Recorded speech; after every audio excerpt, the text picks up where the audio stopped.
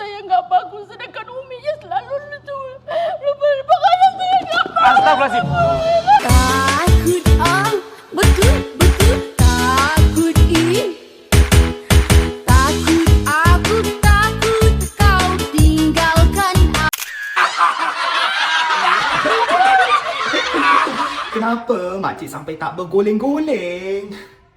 Janganlah macam tu, kayak bikin malu aja makcik ni dah. Makcik waras ke? Sehat ke?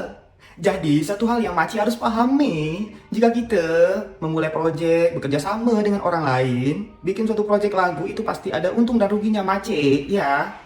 Walaupun kita di awal sudah banyak melakukan biaya, bayar ini, bayar itu, ya itu tergantung dari hasilnya nanti seperti itu. Bukan berarti setelah lagu dipublish, dirilis seperti itu pasti akan mendapatkan royaltinya. Tidak seperti itu makcik. Tergantung dari masyarakat yang mendengarkan suaranya makcik. Kalau suaranya makcik itu bagus, ya banyaklah peminatnya, banyaklah view-nya, banyaklah ada royaltinya seperti itu.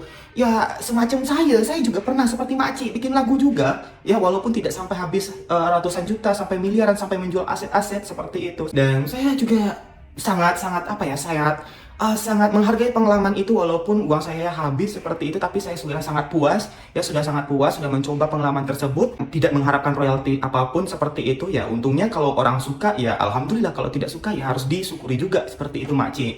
Jadi kita tidak perlu terambisius, tidak terlalu ingin seperti itu, sedangkan kemampuan kita di bawah rata-rata seperti itu makcik ya. Malu aku. Begitulah kemarin saya bikin seperti semakcik juga 2 tahunnya lalu, tapi nggak usah dicari juga lagu saya, bikin peka nanti telinga makcik ya.